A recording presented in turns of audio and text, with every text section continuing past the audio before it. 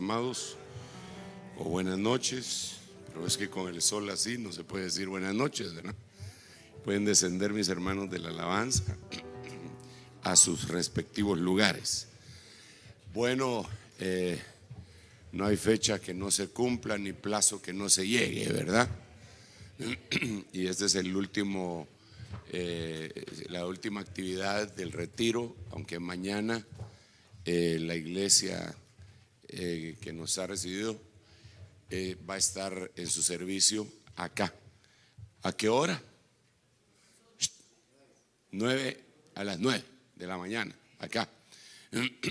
Y todos los demás no sé cuándo se van, quisiéramos que no se fueran, sino que hasta que yo me vaya también, con eso no me siento solito, todo el mundo nos quedamos aquí. Bueno, antes de entrar en el tema, quiero decirle que estoy muy agradecido con el Señor, con todos los anfitriones, todos los hermanos que han trabajado tan fuertemente. Ha sido una gran bendición. El próximo retiro, como ustedes saben, lo vamos a hacer en Montreal. Muy bien. Pero no nos olvidaremos de esta plataforma extraordinaria que Dios puso en Winnipeg, en donde hemos venido desde hace mucho tiempo. Por lo menos yo, desde el tiempo del hermano Justo, estuve viniendo en aquellos inviernos crudos, ¿verdad? Después ya cambiamos, y por cierto que el retiro debería de ser más o menos en esta fecha, para no sentir el frío terrible de aquí, ¿verdad? Preferimos el calor que el frío. Así que eso es algo que se nos pasó por alto definir para cuando lo vamos a hacer el próximo año. Creo que debería ser la misma fecha, que no afecte los primeros días, por lo menos el primer fin de semana, porque yo me comprometo siempre, si estoy vivo, primero Dios, para celebrar la Santa Cena con la iglesia que Dios me tiene pastoreando. Y así la mayoría de los hermanos. Así que tal vez se ponen al habla con los hermanos pastores de Canadá y dar una fecha lo más pronto posible, y que el sonido de la trompeta sea claro para que no haya confusión, ¿verdad? Y puedan los hermanos venir.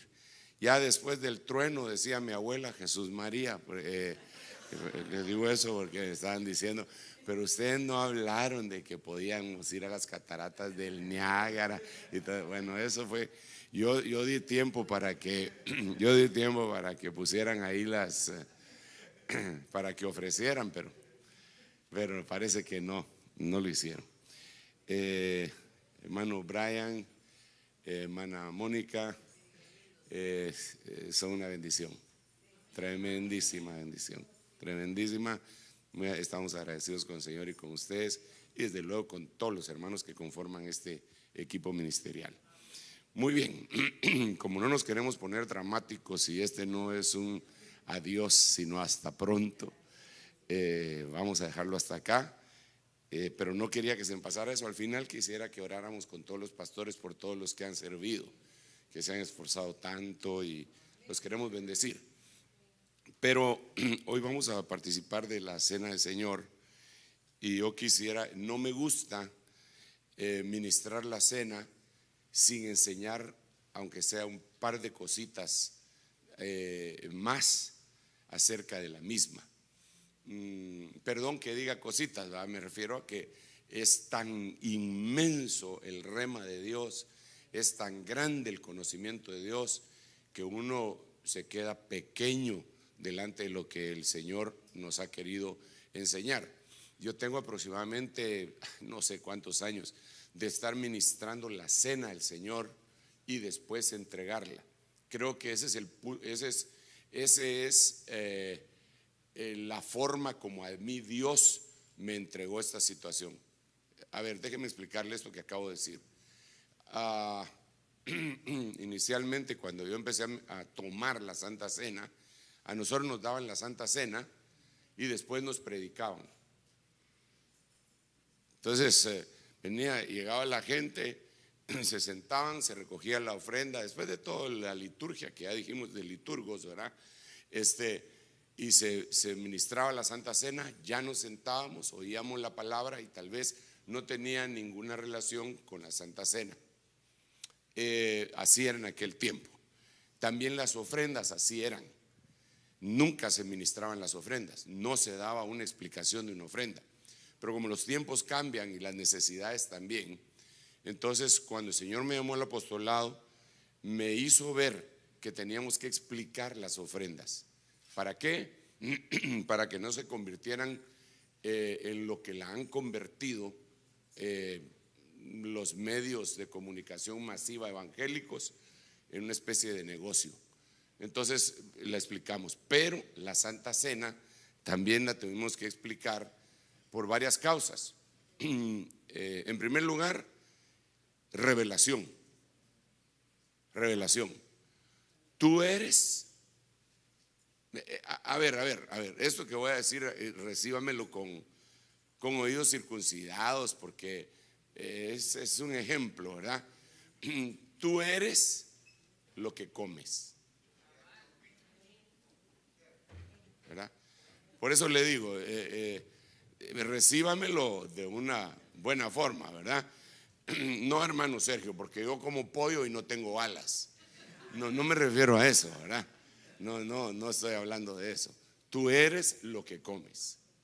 Es decir, si nosotros comemos grasa, nuestras arterias se tapan. Así que nosotros somos lo que comemos, ¿verdad?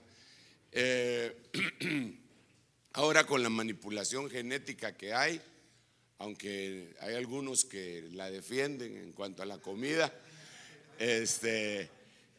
yo me pongo a pensar, ¿de dónde salieron tantas enfermedades que nosotros en nuestra niñez nunca conocimos? ¿Por qué nosotros nunca supimos de niños autistas? Y ahora es una plaga. ¿No será que la modificación genética, perdón, eso se vale pensar, ¿eh? Se vale pensar. ¿No será que la modificación genética, por qué hay tantas enfermedades nuevas que nosotros jamás conocimos cuando éramos más patojos, ¿verdad? ¿Por qué? ¿No será que la comida nuestra ha cambiado? Usted sabe que en los supermercados le dicen que hay una comida que es orgánica y otra que no, y que se supone que la orgánica se supone que es más sana que la demás. Usted sabe que la FDA, desde la Food and Drug Administration, dicen en mi pueblo, aceptó hace poco que a los ¿cómo se llaman? Los pollos de Estados Unidos les inyectaban hormonas, sí, para que crecieran y poder tener una mejor recuperación de la inversión económica que hacían. ¿Y a dónde van a parar esas hormonas? Pues a nosotros. ¿Por qué hay tanto? Una cosa que no se daba en mi tiempo mucho, tantos varones con bajo conteo de espermatozoides, y que tenemos que estar orando por matrimonios porque no pueden engendrar.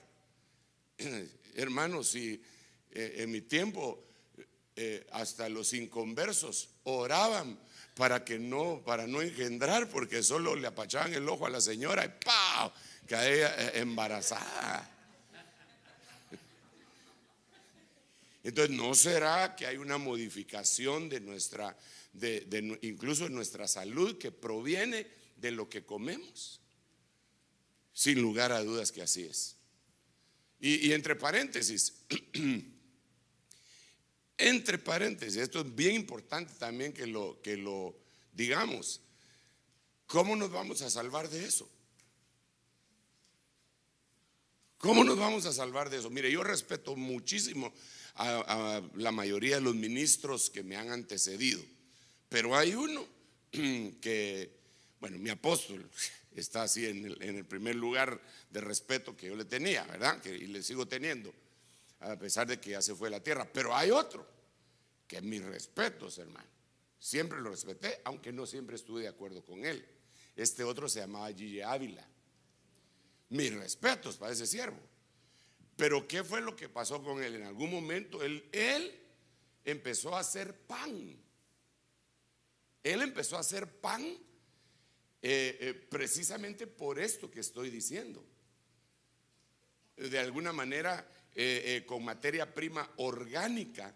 Y él decía que era precisamente para que no se dañara el cuerpo que Dios nos había dado.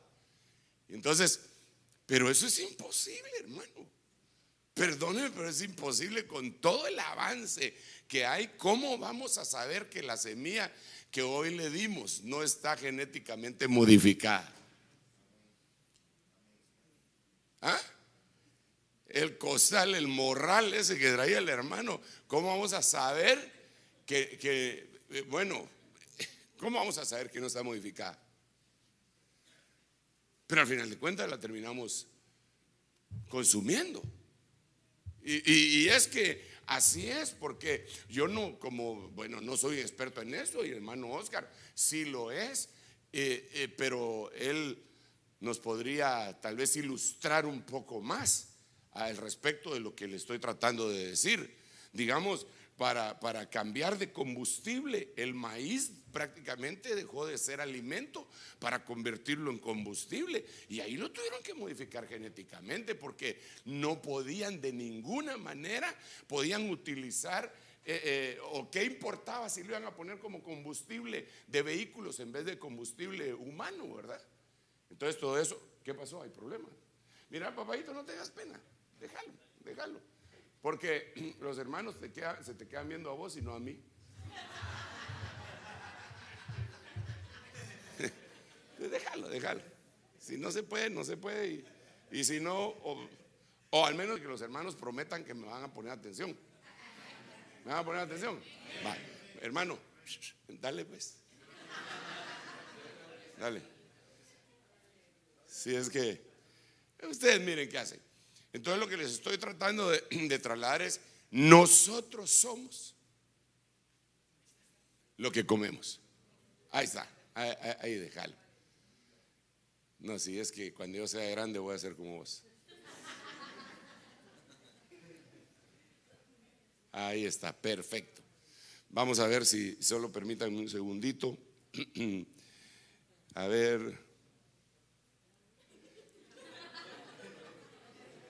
Ahí está.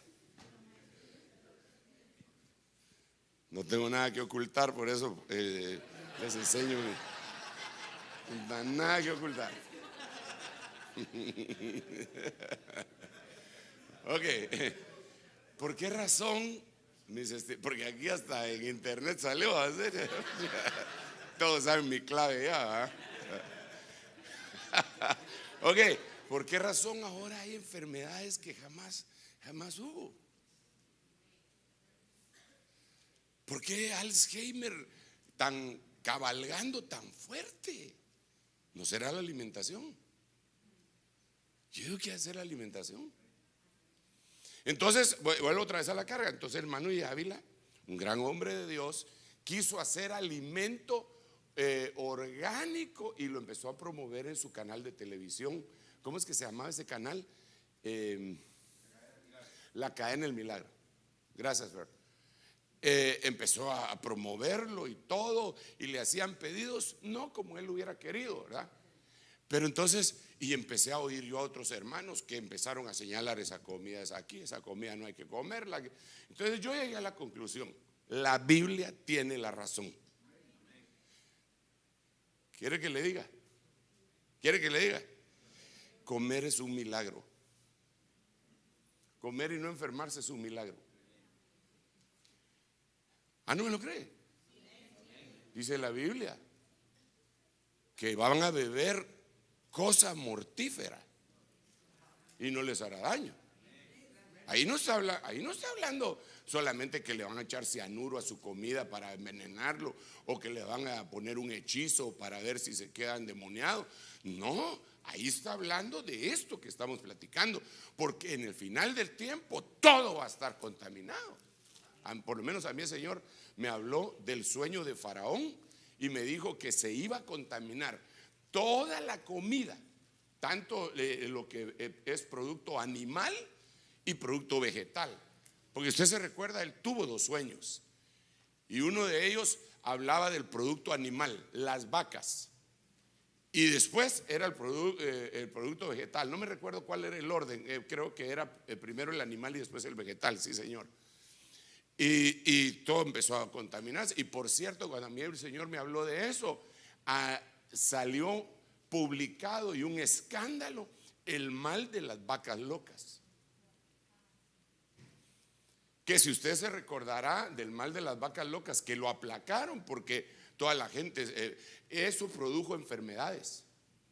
Eso produjo enfermedades. Hermano, es impresionante. No sé, los que tienen acceso a Google no podrán, consecuencias humanas del mal de las vacas locas en el browser. Pero mientras aquellos lo buscan, déjeme contarle que para hacer más productivas las vacas les dejaron de dar pasto. Entonces les empezaron a dar concentrado. El concentrado que les daban era lo que sobraba de las vacas que sacrificaban. Es decir, mataban una vaca y sacaban lomito, puyazo, hasta hambre me está dando.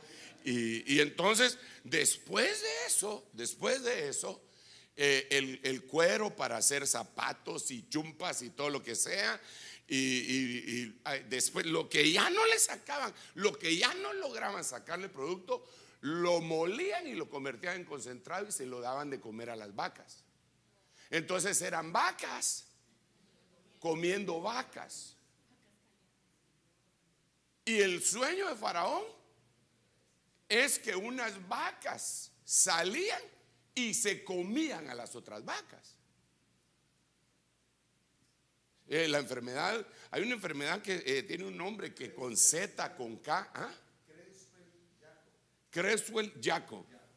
No sé si la tenés ahí a la mano, permíteme, me voy a acercar. Pero eso venía, el mal de las vacas locas, como consecuencia de comer carne de vacas locas. Después se volvieron locas, pero algunos humanos, pero eso ya es otra cosa, ¿verdad? La enfermedad de Creutzfeldt-Jakob es una enfermedad degenerativa cerebral que afecta al hombre. La enfermedad de Creutzfeldt-Jakob es un raro trastorno degenerativo del cerebro que tiene una evolución progresiva hacia la muerte antes de 1 año. Afecta a una persona por cada 1.000.000 de habitantes, principalmente. Eso es lo que ellos dicen. Eso es lo que ellos dicen. Principalmente en individuos mayores de 60 años. Los primeros síntomas de esta enfermedad incluyen típicamente demencia, cambios de personalidad, deterioro de la memoria. Producido, está todo en el mal de las vacas locas. ¿Ok? Entonces, ¿qué produjo esa enfermedad? Lo que comías. Lo que comes, tú eres lo que comes. Tremendo, ¿ah? Y después iba a venir el producto de la tierra, que iba a ser. Yo por eso sí le tengo, yo sí, no es que yo hable de teorías de conspiración, pero definitivamente las compañías y que son gigantescas, de las más grandes, que se metieron en el asunto de la alimentación y las farmacéuticas, esas dos están ligadas, porque la alimentación hace que se enfermen y los de las farmacéuticas hacen que se curen, pero están vinculadas. Es como, mire pues, es como la computadora. Usted se mete en la computadora y de repente le pegan un virus y entonces usted tiene que comprar un antivirus. ¿Sabe quién hizo el virus? El mismo que hizo el antivirus. Entonces lo pone en lugares en donde la gente se mete, digamos, para ver un video X, Y o Z, o juegos que bajan gratis en línea o películas. Ahí meten los virus. Ellos, ¿quiénes? Los fabricantes de los antivirus. Entonces, ya que se enfermó la computadora, ellos te venden la medicina, el antivirus. Entonces, con los humanos es igual. Te venden la comida para enfermarte. Y después la medicina para curarte, entre comillas, pero que se mantenga tu vida por cierto periodo de tiempo mientras eres productivo para seguir en el mismo círculo vicioso. Eso es lo que, hermano, perdone, esto no es una teoría de conspiración, eso es lo que está pasando en el mundo. Entonces, ¿qué hacemos? Nos vamos a una finca por allá y hacemos y sembramos nuestro propio producto perdónenme, no, ¿sabe qué hacemos? Oramos por la comida. Hay muchos cristianos que no han entendido esto y creen que es un juego cuando uno va a orar. Señor, bendice alimento que va para adentro. Telegrama. Cuando uno debería decir, y la Biblia dice que hay que orar por la comida. Con acción de gracias se debe participar de esto, dice. Y Pablo dice que lo que le pongan enfrente a uno hay que comérselo. De lagartija para arriba. Ese ya no le dice Pablo, eso le dice Sergio. Claro que a veces uno se puede poner los moños. A mí me ha tocado viajar a Sudamérica y es donde, y en Centroamérica también, hermano, pero digamos en Perú un día me pusieron una rata que ellos le llaman cuy. Y lo peor que así en la mesa la rata. Yo andaba con otros 2 ministros.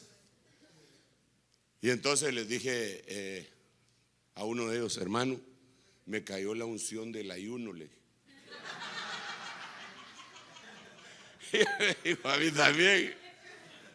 El tercero ya no se salvó y ese tuvo que comer el cuy y nunca nos lo perdonó. Pero eso es por no orar, ¿verdad? Que no nos perdona. Entonces, si esto es en el lado negativo, porque uno puede aprender por espejo. Eso dice la Biblia también. Dice la Biblia que el simple ve que castigan al necio y se vuelve sabio. Entonces uno puede aprender de muchas formas. No solo la experiencia entra por el pellejo. Sí, eso es indiscutible. Pero también la observación hace que uno aprenda. Joven fui y lo sigo siendo. Joven fui y he envejecido y no he visto justo desamparado ni su simiente que bendiga pan. Ese es un aprendizaje por observación. La naturaleza misma nos enseña lo que decía el hermano Oscar hoy en su mensaje. La naturaleza enseña. Entonces nosotros tenemos que aprender de todo eso, ¿verdad? Bueno, entonces si así es en lo negativo, pregunto, ¿no será así en lo positivo? ¿No será que dependiendo lo que comas, así vas a vivir tu vida espiritual? Ahora, aquí tenemos que plantear otra situación. Híjole, ya no, ni siquiera marqué el tiempo, hombre, Padre Santo. Y empezamos temprano para terminar temprano, dice aquí el hermano. Eso fue lo que yo entendí la parábola, no sé si es al revés.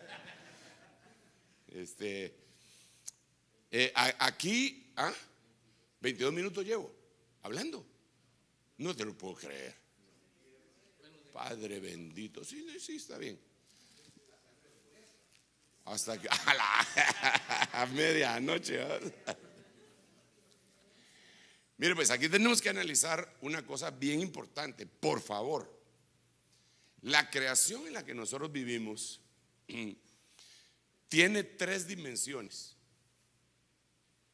Y ojo con lo que acabo de decir. La creación en donde nosotros vivimos, porque la creación de Dios es infinita y hay otras dimensiones en otras creaciones y hay metauniversos y no sé cuántas cosas más. Pero la creación nuestra, humanos, se divide en 3 partes. Número 1, terrenal. Número 2, espiritual. Y número 3, celestial.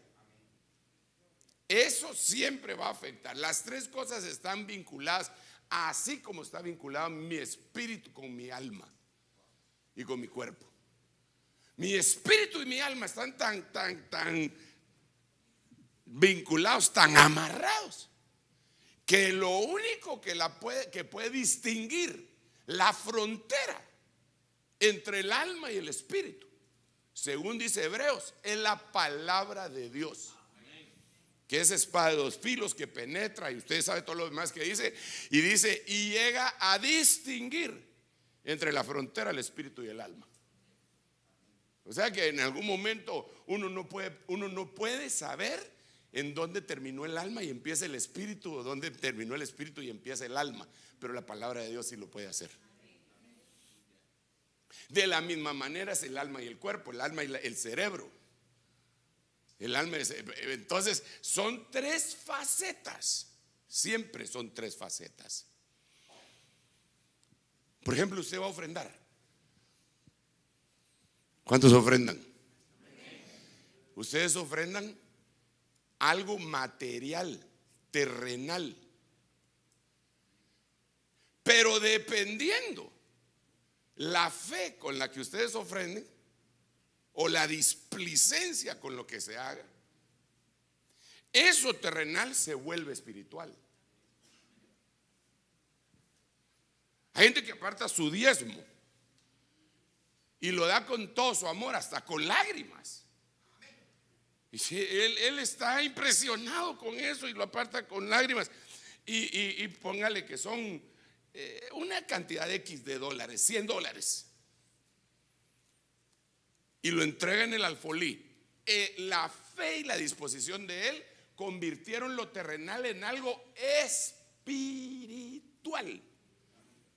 Pero el hecho de que sea espiritual no quiere decir que no sea palpable. Sí es palpable, porque ahí lo acaban, se deposita en el banco. O sea que es material, pero su fe lo volvió espiritual. Agarra otros $100 y paga el teléfono, pero no se pone a llorar, tal vez de la cólera llorará, pero no otra cosa. Y eso ya no es espiritual. Eso ya no es espiritual. Entonces, por eso cuando tú vienes a la iglesia y entregas una ofrenda o un diezmo, tienes que mezclarle fe, porque entonces lo terrenal lo estás convirtiendo en algo espiritual, palpable pero espiritual. Entonces viene Dios, como son tres dimensiones, y toma lo espiritual y Dios lo convierte en celestial. Y entonces se cumple lo que está escrito: haceos tesoros en los cielos. ¿Y cómo se hace tesoros en los cielos? Con las cosas terrenales de la tierra. Bueno, ok. Fíjese pues por dónde voy. Primero tengo que explicar un poquitito esto. Para mí esto es apasionante. Para mí sí es apasionante. Entonces ahora miremos. El pueblo de Israel, según 1 Corintios capítulo 10, dice tres cosas: que comieron la misma comida espiritual todos, que bebieron la misma agua espiritual todos, y que el agua salía de una roca espiritual que los seguía, y la roca era Cristo. ¿Sí o no? ¿Sí dice sí o no? Ok, ahora viene mi pregunta: ¿cómo así? La roca era invisible, porque la Biblia dice que la roca era espiritual. Pregunto, ¿era invisible? No, era visible, terrenal, palpable, pero era espiritual. Representaba a Cristo. El maná que se comían, ¿tenía sabor? Sí tenía sabor. Entonces, si tenía sabor, era palpable, y también el gusto lo podía distinguir. Entonces era físico, terrenal, pero era espiritual. Entonces hoy vas a participar de la Santa Cena. El pan que te vas a comer es terrenal, pero dependiendo de la fe, lo vas a convertir en espiritual. Entonces, si lo haces con fe y lo conviertes en espiritual, Dios lo va a convertir en celestial. Y el pan celestial es el verdadero pan que descendió del cielo. Entonces lo que vas a estar comiendo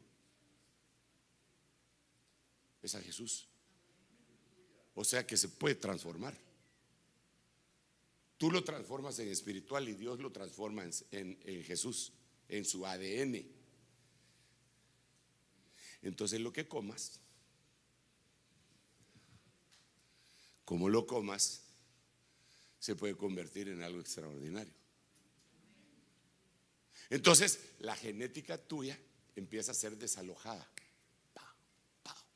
Tu genética, que proviene de tus ancestros, y empieza a tomar forma dentro de ti, en lo más interno de tu vida, de tu ser, en tu espíritu y en tu alma.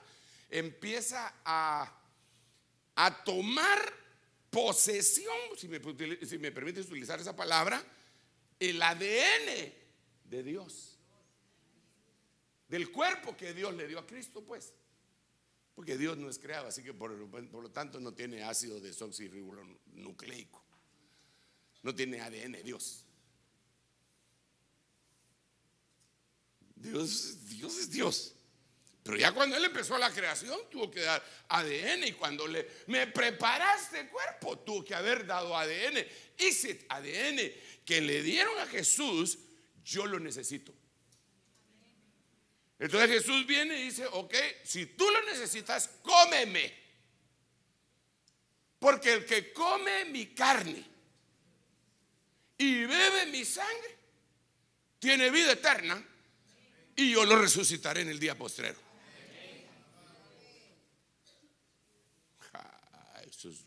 Para mí eso es glorioso. Y yo hay algunas cosas que no las digo, no me atrevo, no las publico, porque si con lo que digo ya me tienen señalado, cuestionado y perseguido, si digo todo lo que más o menos he logrado entrever y entender, si cuando Jesús dijo en San Juan capítulo 6 que se lo tenían que comer a Él, Jesús, estamos hablando de Jesús, el más grande de los hombres que ha habitado sobre la tierra, porque era Dios hombre, no, era semejante a nosotros, pero sin pecado. Cuando Él dijo eso en San Juan capítulo 6, en el verso 66, 666, muchos de sus discípulos que no entendieron la Santa Cena lo dejaron de seguir por el tema Santa Cena. No, esto es glorioso. Entonces a mí me parece sinceramente que debemos de explicarle a la gente qué es la Santa Cena y qué es lo que le va a pasar a los que tomen la Santa Cena adecuadamente, y qué le va a pasar a los que, porque mire pues, el que no la tome adecuadamente también está cardíaco, porque la Biblia dice que después de que Judas tomó el bocado, Satanás entró en él. ¿Y por qué no entró en ninguno de los demás?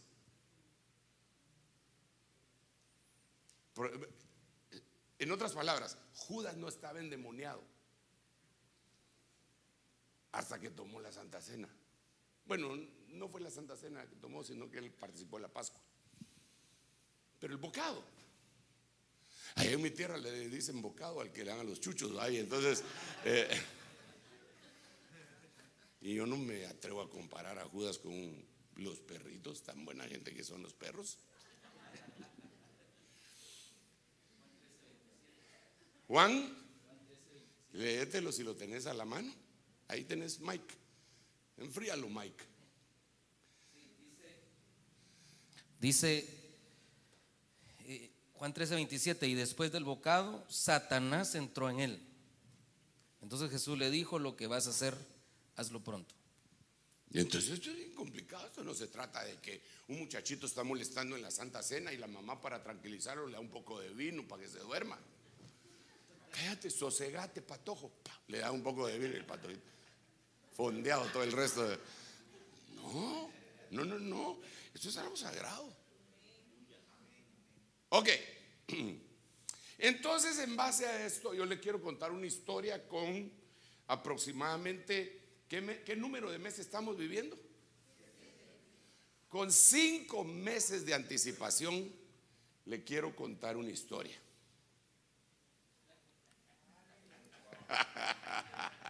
La historia de Belén. Es que le digo 5 meses de anticipación, no porque yo crea que en diciembre tendría que hablarse de eso, pero todo el mundo occidental habla de la historia de Belén en diciembre. No, yo le hablo de la historia de Belén en julio. Aleluya. Pero no lo voy a plantear como ellos, solo le voy a poner la historia de Belén. Belén, yo le puse así, aunque no se escribe así. Eso es una palabra españolizada. Pero la realidad que esta palabra, vamos a ver si tengo por acá, esta palabra es una palabra compuesta que viene de Bayit,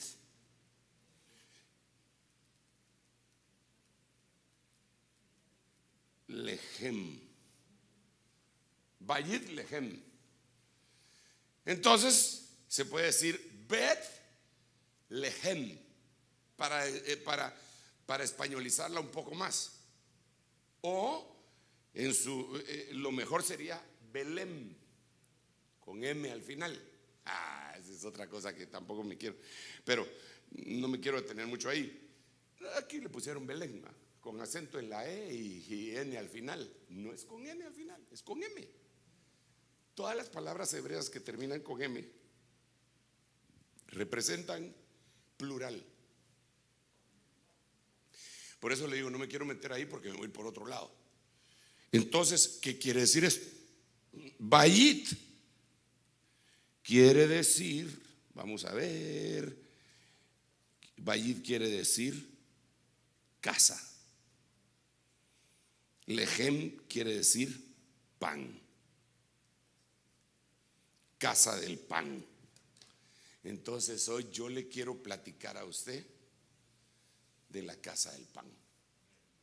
Yo soy el verdadero pan, dijo Jesús, que descendió del cielo. Vuestros padres comieron el pan en el desierto. Y mire qué pan, porque era maná que descendía del cielo. Y murieron. El que coma de este pan que yo le daré, no morirá jamás. Es que qué atrevimiento, hermano, de decir eso. Solo Jesús podía decir semejantes palabras. Por eso todos decían, pues está loco, ahora nosotros tenemos que comer. De Jesús se dijo que estaba loco. También dijeron que estaba endemoniado y también dijeron que era hijo de fornicación, los blasfemos. Porque no asimilaron lo que tenían enfrente de él. Mucha gente no asimila lo que tiene enfrente de sí mismo. Padre Santo.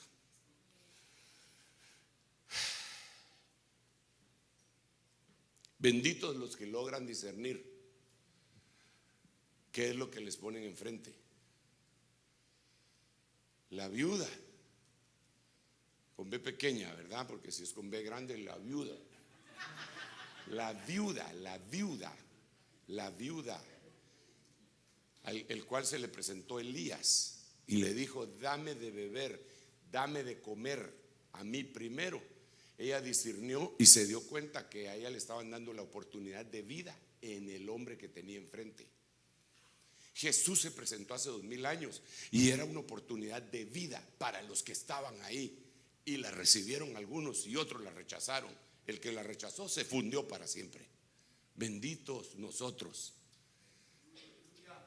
que sin andar buscando mucho, por su misericordia recibimos a Jesús sin tanta vuelta. Dijimos, Él es el que me ha de salvar, y ahí empezó una historia de amor. Ok, volvamos aquí a la historia de Belén. Entonces ya quedamos, Belén en la casa del pan. El pan es el primer elemento para la Santa Cena, que se va a sellar con el vino posteriormente. Pero yo me quiero referir un poquitito solo al pan. Miremos la historia de Belén. Génesis 35, 19. Murió pues Raquel y fue sepultada en el camino de Efrata, es decir, Belén. A ver, écheme una mano, porque yo sé que a usted le gusta leer la Biblia así despacito. Esa canción le hizo pedazos la palabra despacito, ¿verdad? Pero despacio, pues, despacio. A mí no me gusta leer la Biblia en un año. Yo oigo de ministros que dicen, yo leo la Biblia cada 3 meses entera. Bueno, qué bueno, digo yo, pero yo no puedo. Yo empiezo por Génesis y me detengo ahí, saber cuánto tiempo. Porque digo yo, pero ¿y aquí por qué? ¿Y esto? ¿Y de dónde surgieron todas las lenguas? ¿Y las razas? ¿Y por qué aquí hay otras lenguas y otras razas? Y en el siguiente capítulo todavía no. ¿Qué pasó aquí? Pero algunos leen la Biblia por tarea. Lea la Biblia en un año, solo para decir que ha leído la Biblia. Pregúntale al que tiene a la par, ¿usted ha leído la Biblia?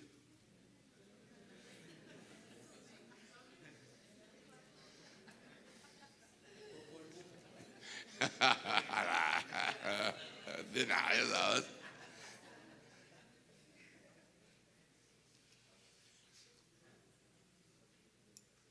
Yo le quiero contar una cosa.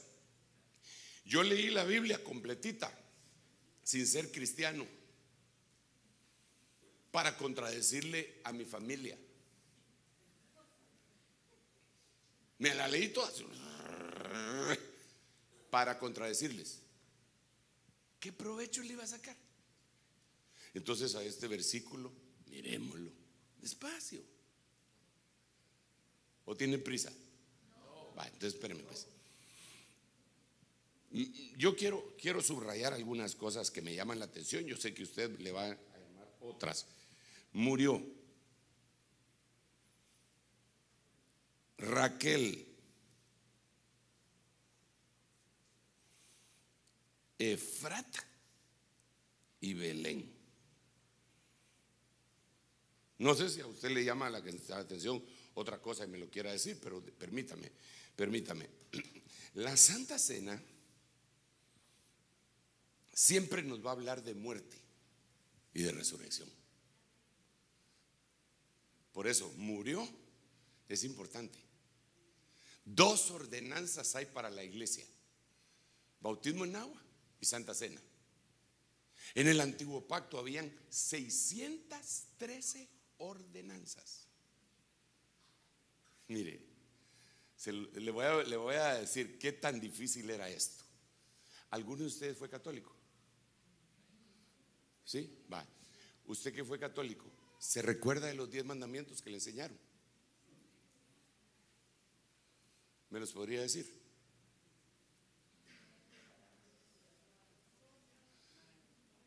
A ver, ¿cuáles eran? Amar a Dios sobre todo. ¿Ah? No jurar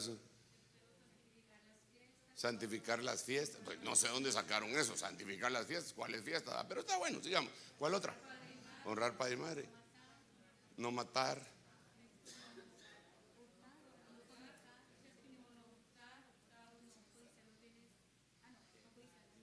Bueno, solo 2 están hablando. Y ellas se recuerdan y tienen buena memoria y se están consultando entre sí. Y son solo 10. Ahora imagínense 613. ¿Se imagina? Si solo 10. Vamos a ver, era tal. Ya 613, hermano. ¿Cuándo se va a acordar de las 613? Y ¿sabe qué era lo peor? Que si una de esas ordenanzas, que son sinónimo de mandamientos, no exactamente lo mismo, pero solo para poner un ejemplo, si una de esas ordenanzas cumplías las 612, pero una no, la ley te caía por la que habías fallado. Eras culpable de toda la ley.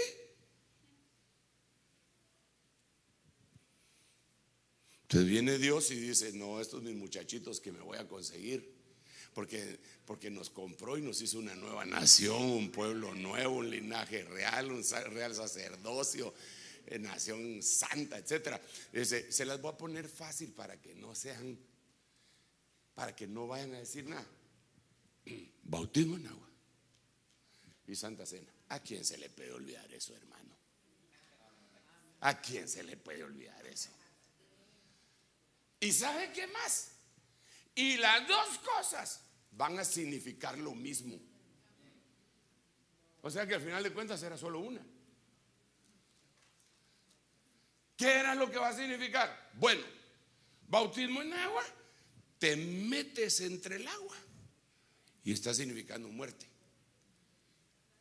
Por eso el bautismo en agua no es que te echaron un poquito de agua así en la cabeza, porque bautismo en agua es inmersión. Eso quiere decir sepultado. Entonces ahí, sepultado en agua, unos tus 5 minutos ahí hasta que se te quiten las mañas. No, tanto no. Yo lo más que aguanto es 1 minuto, dijo un hermano. Y después resurrección. Novedad de vida, Romanos capítulo 6. Entonces quiere decir muerte y resurrección. Ahora viene la Santa Cena. El pan significa muerte y el vino significa resurrección. ¿Y usted dónde saca eso, hermano Sergio? Bueno, que en Génesis capítulo 40 al panadero lo matan y al copero lo dejan vivir. Entonces el panadero se muere. Pan es muerte. Murió. Ay, hermano, yo no quiero morir. Si no mueres no puedes resucitar, porque ¿cómo va a resucitar un vivo? Tienes que morir a tus cosas feas. A ver. Se lo voy a poner de esta manera. Es imposible morir a nuestras cosas feas si no es con la ayuda de Dios. Entonces, una de las cosas que hace la Santa Cena es que yo me como el pan y ahí me estoy comiendo la muerte a mis tonterías, a mis visiones, a mis deseos, aunque sean buenos. Aunque la visión mía sea buena, pero no coincide con la de Dios, porque no necesariamente quiere decir que si no coincide con la de Dios no es buena. Porque Jesús siempre tuvo una voluntad buena, pero no tenía la misma del Padre, porque en el último momento le dijo que no se haga mi voluntad, sino que la tuya. ¿Era mala la voluntad de Jesús? No, era buena, pero la estaba declinando, estaba muriendo. Santa Cena, Betlehem, casa del pan. Murió pues Raquel. ¿Por qué razón subrayé Raquel? ¿Cuántos lo saben? Lo subrayé porque significa oveja. Entonces se murió la oveja. Cuando usted les está dando el pan a los hermanos y les explica, les está dando la opción a todas las ovejitas de que mueran voluntariamente. Pues si no mueren voluntariamente, los van a matar. Es el típico ejemplo precioso de Jesús. Con Cristo estoy juntamente crucificado, ya no vivo yo, mas Cristo vive en mí. Pero ¿quiénes fueron crucificados juntamente con Cristo? Los ladrones. ¿Quién fue el único que murió voluntariamente? Jesús. ¿Qué pasó con los que no murieron voluntariamente? ¿Qué pasó? Los mataron. ¿Cómo los mataron? Les quebraron las piernas. A Jesús no le quebraron las piernas, porque él fue un milagro. Nadie creía que él hubiera muerto. Nadie lo creía. El gobernador no lo creía. No puede ser que haya muerto. ¿A qué hora lo crucificaron? A las 9 de la mañana. ¿Y qué hora? A las 3 de la tarde. Y ya se murió. No puede ser. Si era la tortura preferida de los romanos, que tardaba 1 semana el hombre en una agonía en la cruz, y él se muere en 6 horas. Porque cumplió ahí y dijo: bueno, ya me voy. Padre, no le tomes en cuenta este pecado a estos, porque no saben lo que hacen.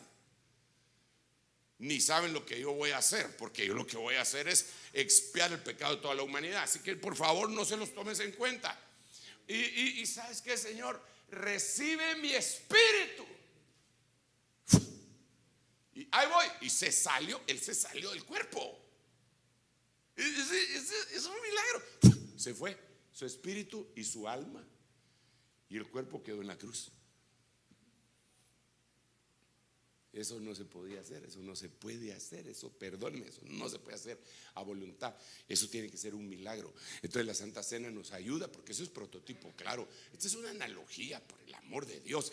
Entonces nosotros, para poder morir a nuestras pasiones, una de las cosas que nos da en la Santa Cena: Señor, está bien, Padre, yo reconozco que me peleé con el hermano fulano de tal. La verdad que según yo él tiene la culpa, pero ¿sabes qué? Le voy a pedir perdón. Ahí estás muriendo. Ahí estás muriendo. Con tal de estar bien contigo, Señor, yo le pido perdón a quien sea, menos al diablo. A ese sí no le voy a pedir perdón, Señor. Y ahí estás batallando en la oración de la Santa Cena. Entonces se murió la oveja y fue sepultada en el camino de Efrata. Pero lo que me llama la atención es que lo que dice esta Biblia, no sé si usted alcanza a leer la última parte que está aquí hasta abajo, tapada por las guitarras y el teclado. ¿Sí lo alcanza a leer? ¿Qué dice?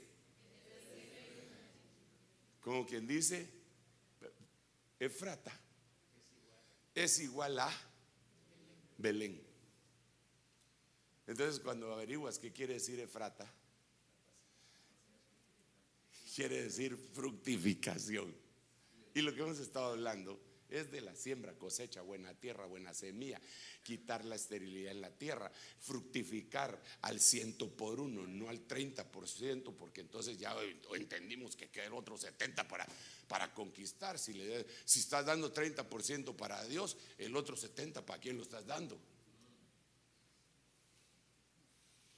Entonces, Belén, la casa del pan, es una casa de fructificación. ¿Por qué? Porque es casa de muerte al yo, y la semilla no puede fructificar. Ya lo oímos. Hay los pasos que nos enseñó el hermano Oscar. Me llamó mucho la atención que se necesitaba oscuridad para que la semilla fructificara. Usted, de los 7 pasos esos que dijo el hermano, que necesita, 7 eran, Mato. Uno de ellos era oscuridad, muerte, para que fructifique. Entonces esta es la historia de Belén. ¿Cuántos que se quieren comer el pan todavía? No se preocupe, no le voy a dar solo pan, porque solo pan es el que le dan en la iglesia católica, perdone que se lo diga así con todas las letras, porque a la gente le dan una hostia y el cura se toma el vino. Bueno, así era cuando yo estudié en el colegio donde yo estudié, que era un colegio católico. A uno le daban una hostia y le decían no sé qué cosas, y uno la comía, pero a uno no le daban de beber nada, entonces solo le daban muerte. Y el cura no se comía la hostia, solo vida y sin haber muerto. Pero lo que le vamos a dar a usted es el pan y el vino, que es un nuevo pacto. Ya no tendríamos tiempo para hablar de la casa del vino. Aquí tenemos para la casa del pan, pero la casa del vino, esa aparece en el Cantar de los Cantares. Me llevó a la casa del vino. Entonces está la casa del pan, está la casa del vino, está la Betlehem y está la Bet Yayin. Betlehem, Bet Yayin, casa del pan, casa del vino, pero esos serán otros 20 pesos. No estoy cobrando, solo es un decir. Debo de aclarar eso, ¿verdad? Es un decir, como decir harina de otro costal. Ok. ¿Cómo voy de tiempo, hermano? Ya se fue el tiempo. Padre Santo. Pero de Dios, vamos. Híjole. Pero Pero es que esto es importante que lo platiquemos, hermano, y que se lo digamos a los hermanos. Yo, hermano, yo quiero, de veras, yo quiero con todo mi corazón tener la genética de Cristo. Yo le voy a confesar algo. Se lo voy a confesar. Yo no sé si lo voy a decepcionar, pero ¿qué me importa? ¿Qué me importa que critiquen, que digan?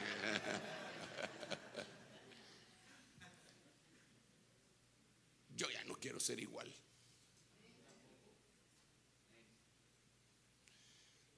Ya no. Pero ¿y usted, entonces usted qué hace de malo, hermano? Ya le dije hace un ratito qué me importa, ahora te digo qué te importa, qué te...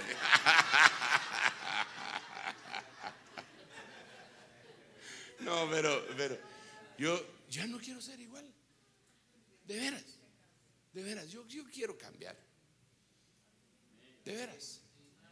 Me junté con unos hermanos una vez con los que crecimos juntos en el Evangelio y después nos separamos por causas de que el Señor me llamó a un apostolado y a ellos. Bueno. Entonces un día nos juntamos, comimos y me atacaron. La primero que me dijeron es que vos te has equivocado. Y ellos querían que yo les dijera que no. Y yo les digo, si vieras cómo he llorado mis equivocaciones. No me he equivocado una vez y se me empezaron a venir todas las equivocaciones. Pero yo no sé cuántas se han equivocado ellos. Y la mera verdad no me importa. Yo ya no quiero ser igual. Entonces yo sé que el Señor, me puede cambiar a mí. Y que un día voy a despertar a su semejanza. Voy a despertar a su semejanza.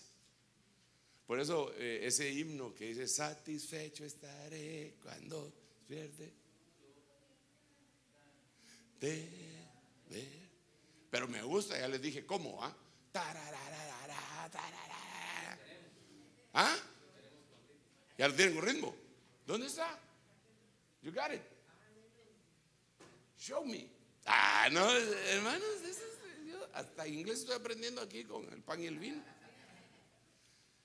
Ahí lo tenés. Ya te vi tu clave también.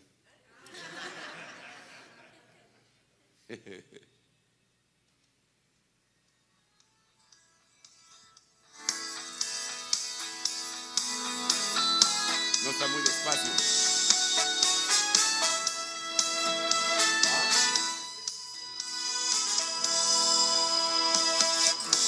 Prefiero todo lo que das tú.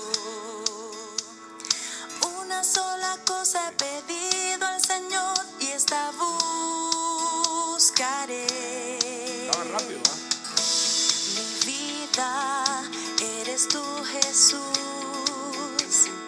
y en tu casa quiero habitar todos los días de mi vida y contemplar tu hermosura, deleitarme solo en ti. Satisfecho estaré cuando despierte en tu gloria y cara. Está lindo, pero los hermanos, yo se los oí más rápido. A los de allá que le conté, los de la cárcel. Era el rock de la cárcel. Y hermano, lo que andaba así: satisfecho estaré cuando... Y el pastor que estaba dirigiendo estaba encendido. Me golpeó eso, pero positivamente. Bueno, ahí lo miro todavía así, mero.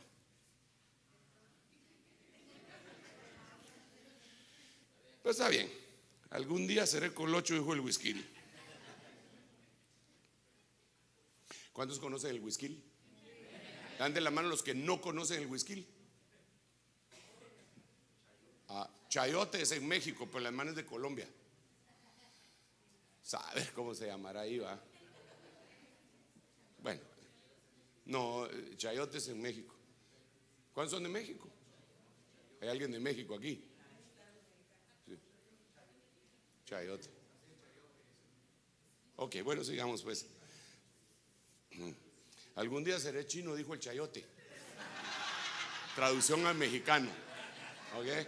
Ok. Volvamos al punto por favor. No nos perdamos. Sigamos adelante. Jueces capítulo 12, versículo 8. Después de Jefté, juzgó a Israel Ibzán de Belén. A ver, pongámoslo de esta manera. Ibzán era belemita, procedía de Belén.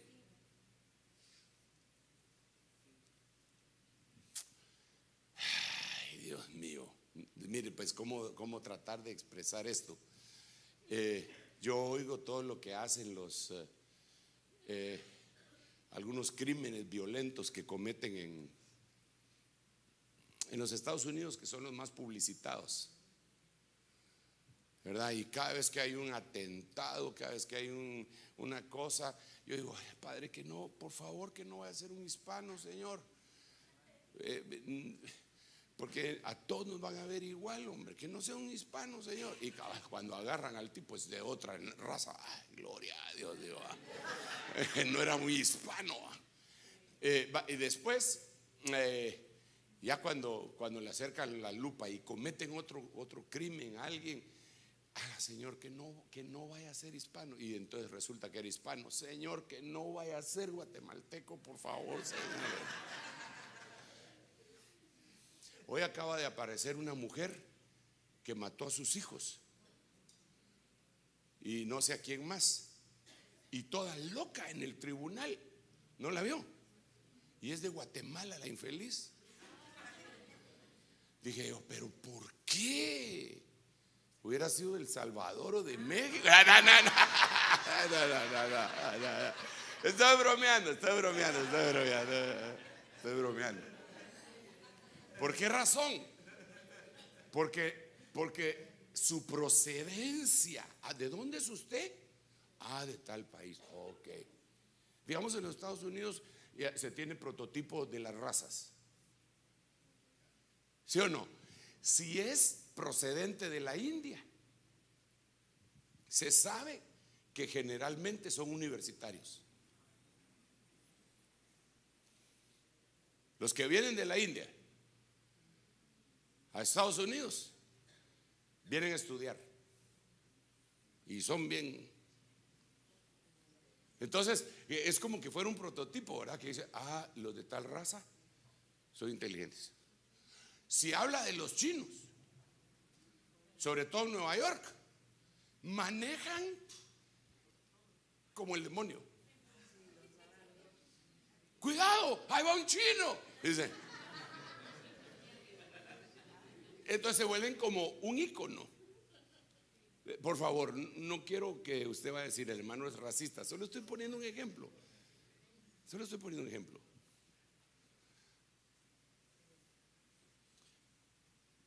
Alguien dijo que si se juntaban dos mexicanos ponían una taquería, se juntaban dos salvadoreños ponían una pupusería, se juntaban dos guatemaltecos ponían una iglesia. Así dijeron allá. Así dijeron allá. Pero saber, lo que estoy diciendo es que es como un ícono. Entonces ahora resulta que el cuate que viene de Belén, pues, si se lo voy a poner de otra manera. En la congregación, pongamos que aquí en esta congregación hay dos argentinos. Che, ¿qué pasó? Vamos a comer pollo. Y que toda la cosa, y tú rápido dices, son argentinos. Entonces, hermanos, vamos a jugar un partido de fútbol. Vamos a escoger quiénes están en mi equipo. Yo le aseguro que la mayoría dicen que se vengan los argentinos para acá, porque tienen fama. Y cuando se ponen a jugar no juegan nada, pero de todas maneras por la fama. Entonces eso es a lo que voy. Ok, ahora resulta que viene un belemita, un cuate que viene de Belén, uno que viene de la casa del pan, uno que come el pan para morir. Se llama Ibzán.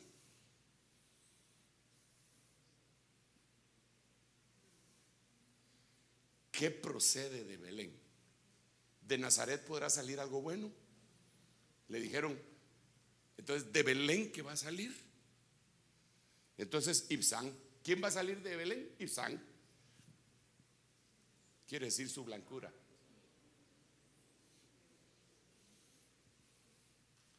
Su blancura. Su blancura de corazón, de pensamientos. Su blancura de sentimientos, de intenciones. Entonces, el que se mete en la casa del pan, el que se mete en la casa del pan y la complementa, desde luego, con Bet Yaim, ¿verdad? Con la casa del vino.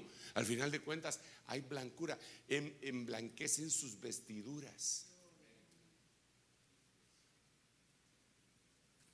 Esto lo que significa es que cuando nosotros nos acercamos a la mesa del Señor, una de las cosas que traemos, si de veras somos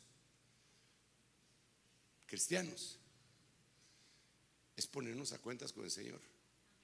Uno dice: no, hoy hay Santa Cena, hoy sí no puedo maltratar a mi suegra. Mañana la maltrato, pero hoy no. O sea, como hermano, de veras. Ajá, ahí estaba alguien oyendo. O sea, déjalo, papito, solo recogelo, pero si lo vuelves a poner, creo que tal vez, aparte que ya voy a finalizar. Entonces, mire pues, de la casa del pan lo que procede es el deseo de que nuestras vestiduras sean emblanquecidas. Yo me voy a acercar a la mesa del Señor. Padre Santo, perdóname por los pensamientos, perdóname por las actitudes, perdóname por las acciones, perdona. Yo quiero tener mi corazón limpio. Y ese deseo hace que el Señor te ayude. Si así fuéramos todos los días sin que hubiera Santa Cena, sería tremendo, ¿no? Yo conozco pastores que cuando quieren zanjar un asunto dicen: vamos a tomar Santa Cena. Cuando hay un pleito que no se puede zanjar, como hasta amenazantes son, ¿va? Vamos a tomar Santa Cena. Aquí, vamos, traigan pan y vino, por favor. Como quien dice: ¿te vas a atrever? Porque nosotros sí tenemos una idea correcta de que la Santa Cena va un cachito más allá de un simple sí o no. Aunque debería bastar el sí o no, que vuestro decir sea sí o no, porque todo lo demás de mal procede, dice la Biblia. Ok, sigamos. Entonces, Ibsán de Belén.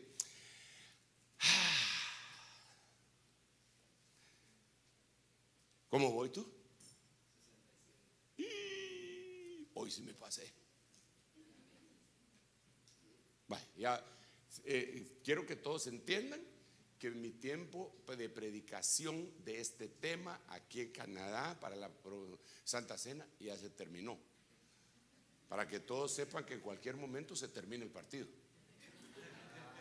Para que no van a estar el reloj dice: todavía tiene que hablar otros 10 minutos este hombre. No, ahorita mismo podríamos decir ya. Pero gracias a Dios no. Mire hermano, este es tremendísimo. Segundo libro de Samuel 23-24. Asael, hermano de Joab, estaba entre los 30. Los 30 valientes de David, ¿verdad?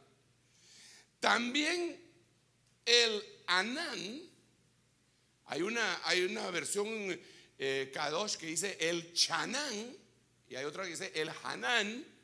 Y el Anán es una palabra compuesta. El Dios Chan quiere decir gracia, el Dios de gracia. Pero no me quiero quedar ahí. Y entonces dice: hijo de Dodo de Belén. O sea, el Chanán no necesariamente era de Belén, pero su papá sí.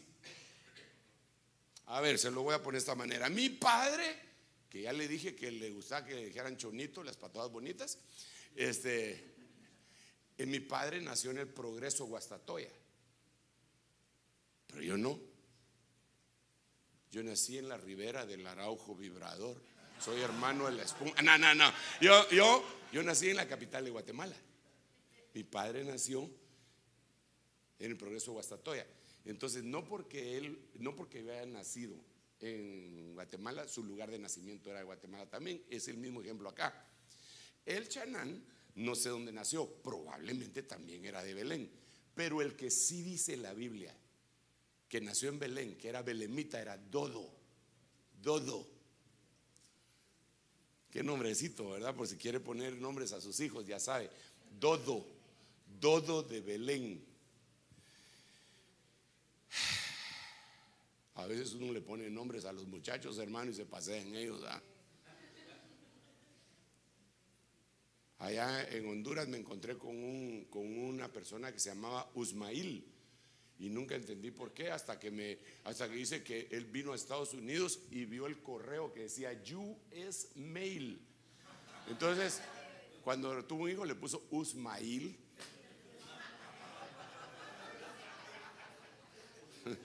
Usmail Enríquez. ¡Alá! ¡Qué bárbaro! ¿No?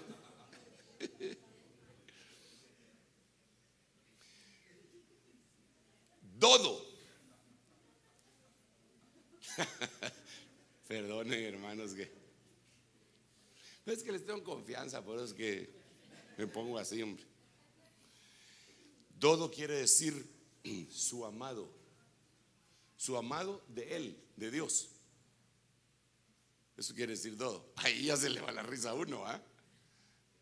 Porque ¿qué sale de Belén? Sale un montón de gente con la convicción de que son amados de Dios. Sale un montón como Daniel, que cuando se le presenta el ángel le dice: tú eres muy amado en el cielo. Imagínense que la noticia que le lleva el ángel: tú eres muy amado. Si desde el primer día que dispusiste tu corazón a buscar al Señor, a mí me mandaron. Hace 21 días, lo que pasa es que en el camino me encontré al príncipe de Persia. Tuvimos una escaramuza ahí con él hasta que llegó el príncipe Miguel y él me ayudó. Entonces, ya cuando él se quedó peleando con el príncipe de Persia, movilizaron a dos de las más grandes potestades del cielo, Miguel y Gabriel, para llevarle un mensaje a Daniel. ¿Cómo lo amarían? De la casa del pan sale el amado. Cuando participas en la Santa Cena con el corazón abierto, te conviertes en el amado. ¿Cuántas potestades de parte de Dios se movilizarán en el cielo a tu favor? Porque eres el amado. Eso es impresionante. Es impresionante. Ahí se rompen maldiciones. ¿Por qué razón? Porque la Biblia dice: recuérdate que a ti te maldijo Balaam, pero yo convertí las maldiciones de Balaam en bendiciones, para que sepas que Jehová tu Dios te ama. Entonces se rompen las maldiciones y se convierten en bendiciones. Alguien te hizo una brujería, mal de ojo, te fumó el puro, lo que sea, y entonces te sientes como atribulado, y que fíjese, hermano, que hay plagas en mi casa y que salen cucarachas y también hormigas y moscas, hermano, ya no sé qué hacer. Este dice que me tengo que callar, pero yo lo voy a callar a él un ratito. Y hermano, ya no sé qué hacer. En la Santa Cena vas a saber que eres amado y que plaga no tocará tu morada. Santa Cena es importante. No es cualquier cosa.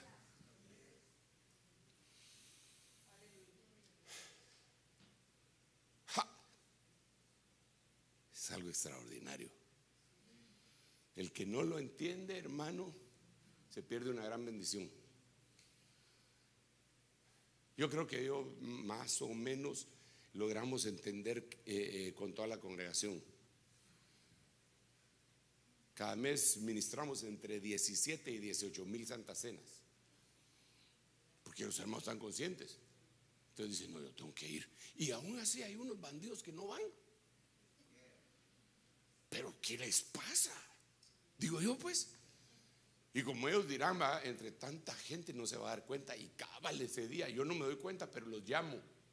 Tal vez estoy predicando: entonces el hermano fulano de tal, que él tenía tal cosa, no vino, se fue de vacaciones. Nadie se va de vacaciones pasando a cena. Digo yo: no, tampoco va. Muy legalista el hermano Sergio. pero así lo quiero.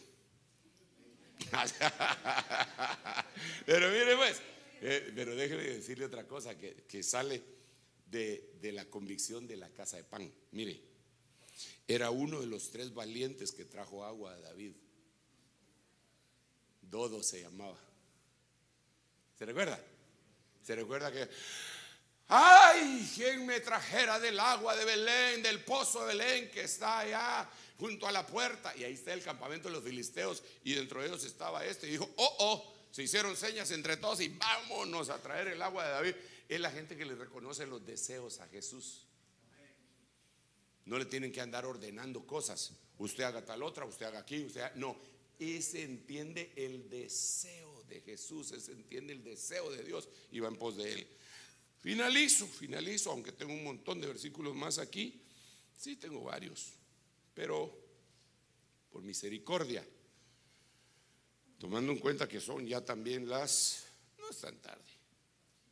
Miremos el sol y va a ver que no es tarde. Ruth 2:4. Y he aquí que vino Booz. ¿De dónde era Booz? ¿De dónde era Ibsán? ¿De dónde era Dodo? Usted tiene que ser de Belén. De Belén. Aleluya. Entonces he aquí que vino Booz de Belén y dijo a los segadores: el Señor sea con vosotros. Y ellos le respondieron: el Señor te bendiga.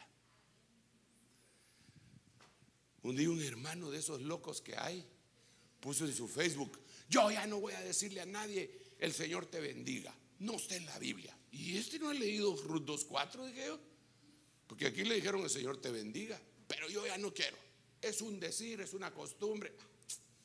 Yo le escribí y le puse: hermano, el Señor te bendiga. Ay, ay, ay. Aunque te enojes, el Señor te bendiga. Entonces, he aquí que vino Booz de Belén y dijo a los segadores: el Señor sea con vosotros. Ellos respondieron: que el Señor te bendiga. Interesante que él llega a la hora de la siega. Están segando, están cosechando. Pero es interesante que Booz significa, según el diccionario de la Biblia Jerusalén, fíjese que se lo pongo para que no crea que me lo estoy inventando, significa uno de inteligencia aguda. Uno de inteligencia aguda. Repito, uno de inteligencia aguda. Cuando usted se come el pan, cuando está comiéndose el ADN de Jesucristo, usted se vuelve más inteligente. Y eso está en la Biblia, porque la Biblia dice que el principio de la sabiduría es el temor a Jehová, pero dice que la inteligencia es apartarse del mal. Entonces el que se aparta del mal es inteligente. Para el mundo no, el mundo tiene su IQ que oscila entre 90 y 110. El 90 son aquellos lentos, que no entienden, no le atinan, pero no pueden ser llamados retrasados mentales, pero son muy lentos. Tienen 90 de IQ. Los que tienen 100 son así los normales, gente, los que tienen 110 son aquellos pilas. Pero note usted una cosa: el IQ de Madonna es de 180 y mire las tonterías que hace.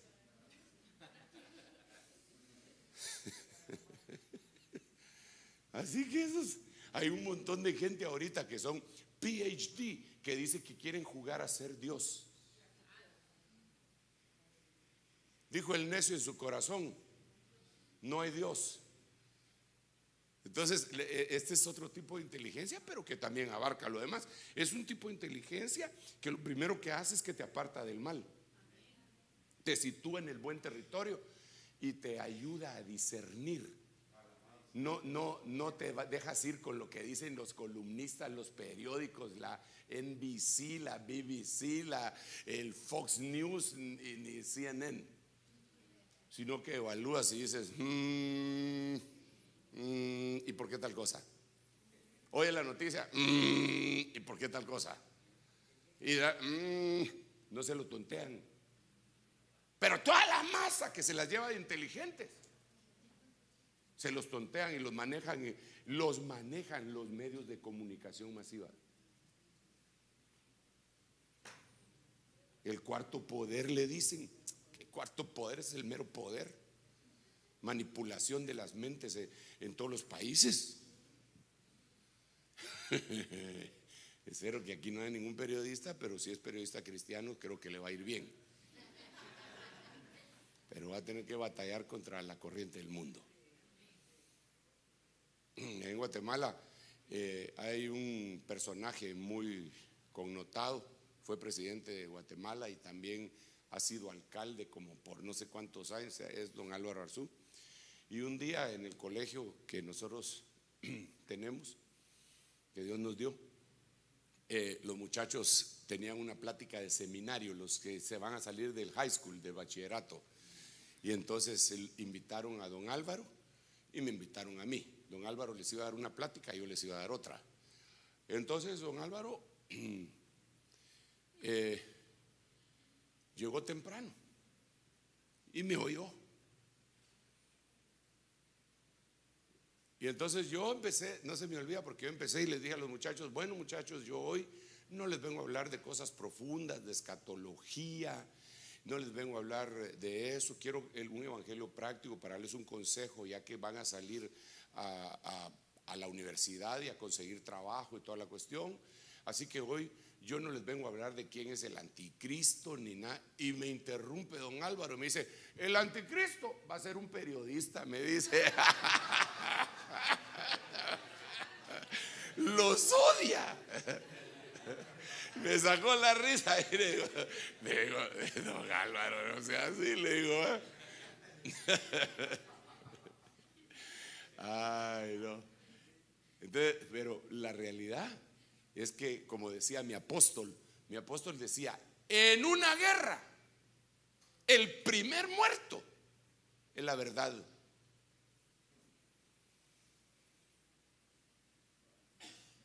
¿Te va a creer que la gente anda detrás de la verdad? No, andará detrás de sus intereses. Y si tiene que asesinar a la verdad, lo va a hacer.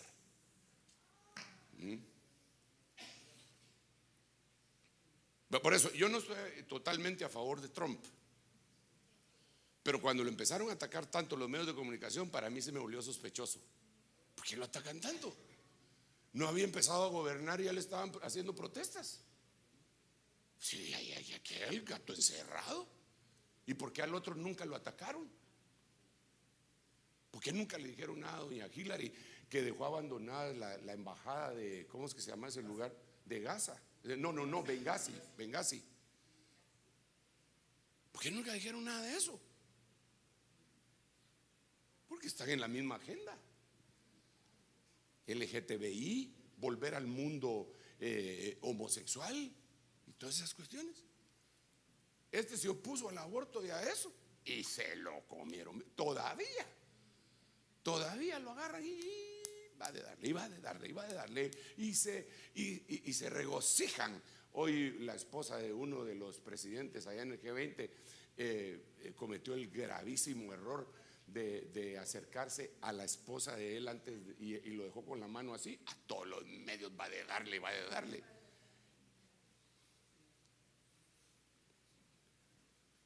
Y repito que no estoy a favor de él, pero ya cuando la prensa agarra para hacer ceviche de alguien, yo digo: la prensa es tremendísima. Inteligencia. Que la inteligencia de Dios caiga sobre tu vida, sobre tu mente, sobre tus pensamientos. Que sea el Espíritu Santo el que te revele las cosas. Así dice de Jesús. Vos, como voy de tiempo, hermano, perdona. No, Padre Santo, perdóname porque sí sé lo que estoy haciendo.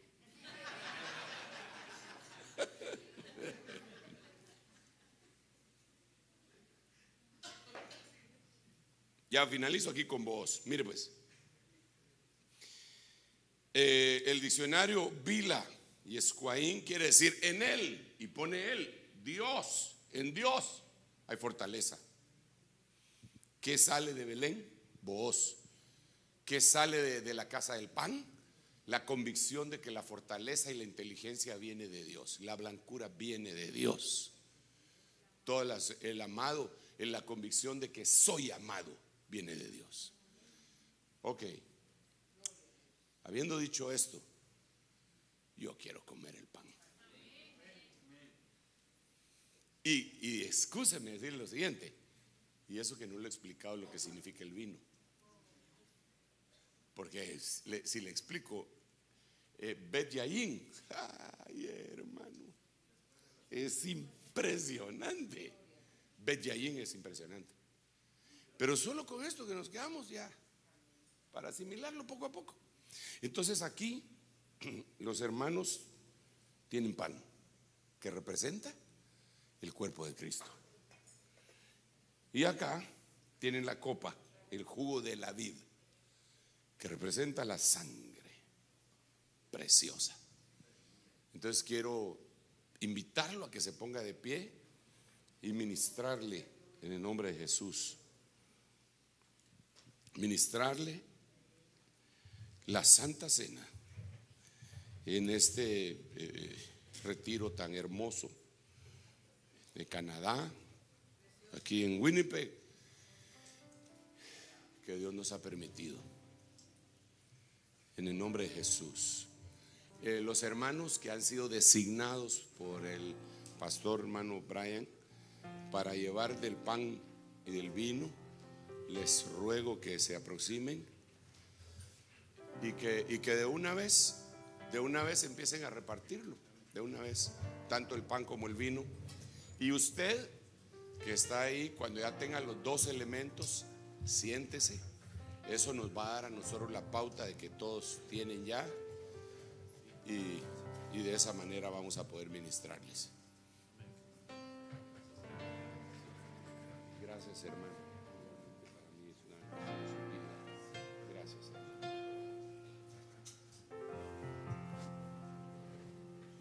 Cantemos suavemente al Señor, ¿verdad? Mientras los hermanos llevan del pan.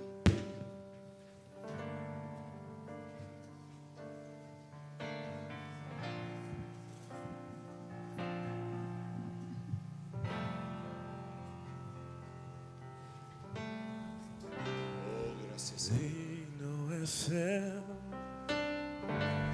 poderoso.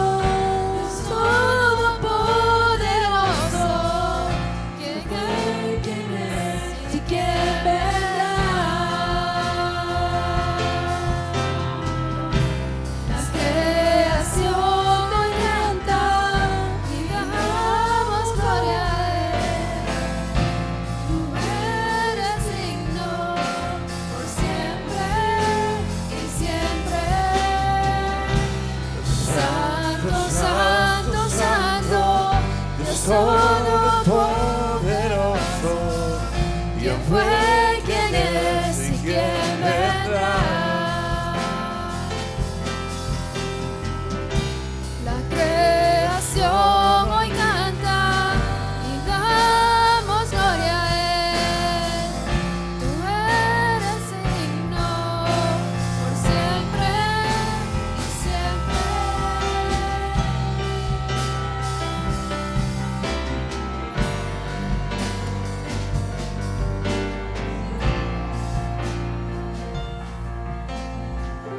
¿Ustedes tienen elementos? ¿No? Mis hermanos, si hay alguien que todavía no tenga, hagan una señal para que les lleven. Todos los que tengan los elementos se pueden sentar de tal manera, eso nos va a ayudar, con excepción de los hermanos que están aquí al frente en la alabanza. Mientras ellos reciben los elementos, gracias hermana, ya me dieron, sí, muy amable. Señor, en el nombre de Jesús, comprendemos la magnitud de aquello en lo cual estamos procediendo a hacer, que es importantísimo. Quizá no conocemos la profundidad, pero sí conocemos en parte, Señor, que esto es anunciar tu muerte, y que al anunciar tu muerte anunciamos tu resurrección, ascensión, regreso, venida, reino milenial, todo. Y francamente lo queremos hacer con un corazón limpio. ¿Quién más que tú conoce nuestra vida? ¿Quién más que tú conoce nuestros pensamientos? ¿Quién? Los conoces mejor que nosotros. Pero aquellas cosas que nos son evidentes ante nuestros ojos, nuestro entendimiento, y que no te agradan, te pedimos perdón. Yo te pido perdón. Yo te pido perdón. Perdóname, Señor, por transgresiones, pecados, iniquidades, pensamientos contrarios. Perdóname.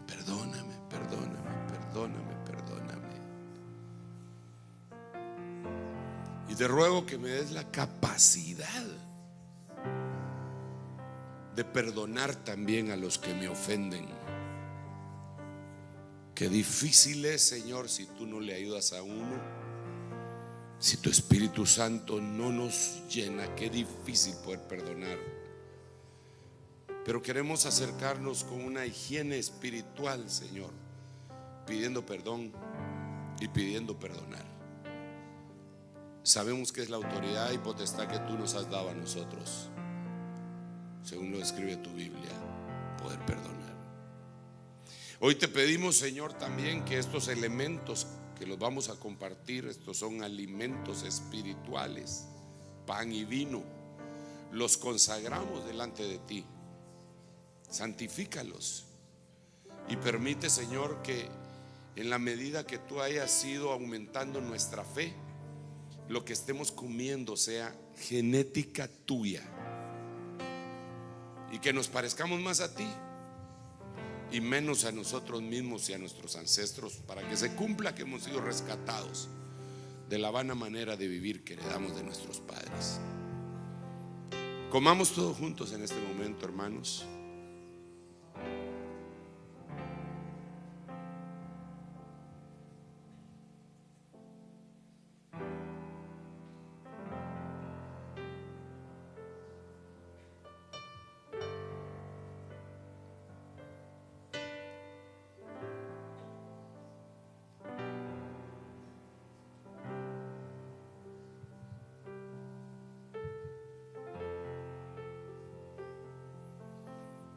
Vamos a sellar esta cena con esta copa.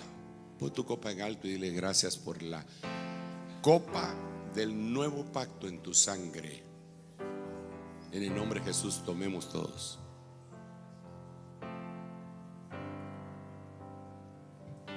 Gracias, Señor. Gracias. Gracias, Jesús.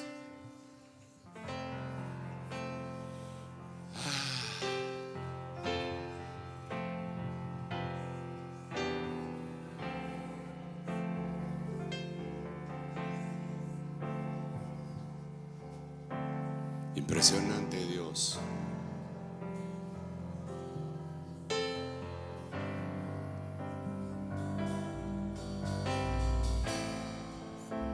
Solo quiero decirle algo. Bethlehem, la casa del pan. Bet Yayin o la casa del vino. El Señor mezcla 5 vinos que son representativos de la gracia y de los 5 ministerios, y para el nuevo pacto en su sangre, la gracia de Él nos provee de 5 ministerios: apóstoles, profetas, evangelistas, pastores y maestros. Qué hermoso es Dios. Bueno, démosle un aplauso al Rey bendito. Yo no quisiera retirarme de acá. No quisiera retirarme de acá sin antes suplicarle a los pastores que están presentes que me acompañen aquí